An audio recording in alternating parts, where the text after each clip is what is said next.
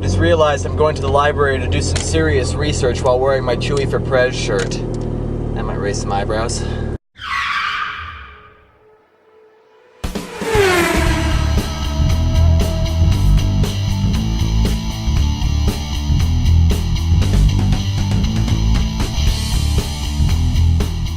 So on Monday I gave you a list of my 5 favorite books, so it seems only fitting that today I give you a list of my 5 least favorite books. Now I'm going to point out a couple of things before I begin. First of all, notice that I am making this video on a Friday, not a Monday, so it's going to be more rant than review. Second, some of these books I have not read for a very long time.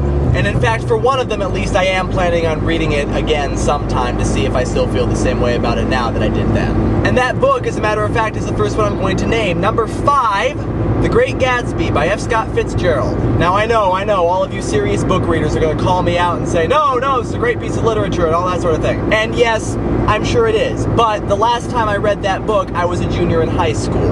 My main reason for not liking Great Gatsby was because I found the characters shallow and petty, which I think was ultimately the point of The Great Gatsby. But I am planning on reading this one again. I think now that I've done some more serious reading, I will get more out of this book. Because it occurs to me that had I read Catcher in the Rye as a junior in high school, I probably wouldn't have enjoyed that one either. But I read it for the first time last year, and while I can't honestly say that I enjoyed it, I got a lot out of it. Moving on, number 4, The Red Badge of Courage by whoever wrote The Red Badge of Courage. I had to read this book in 8th grade and I hated it. First of all, I found it so blessedly boring. And then on top of that, I've never really been comfortable with books that glorify war. I mean, my memory of the book is that it was about the Civil War, which was one of the bloodiest wars in history, and he was talking about it like it was some wonderful thing. So, yeah, no. Number 3, Gulliver's Travels by Jonathan Swift. I read this book my junior year in college, and I found Gulliver to be an arrogant, tight-ass little prick.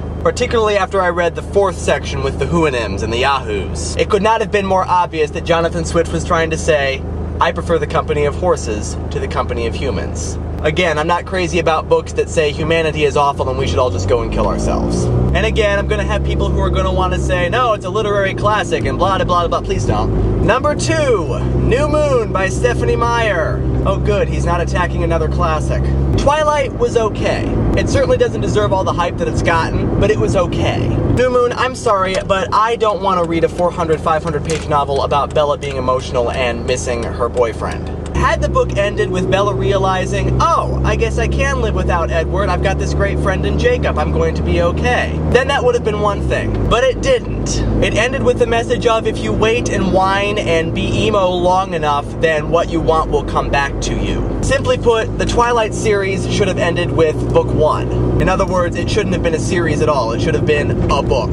And the number 1 book on my least favorite book list is a book that I never actually finished, Left Behind by Tim LaHaye and whoever else wrote Left Behind. And I know what you're thinking, oh, he doesn't like this book because it's preachy, and it preaches this, religious thing, and it's on the Book of Revelation, blah, blah, blah.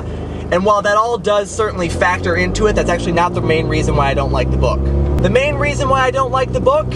It's badly written. It's a book about the end of the world. You'd think it'd be more exciting, but no, it's 10 chapters where nothing happens except everybody disappears. The Book of Revelation in the Bible is written better than this book, and if you know how I feel about the Book of Revelation, that's quite a statement for me to make. So there you go, there are some of my least favorites. What are some of yours? And with that, I'll see you next time. Bye-bye.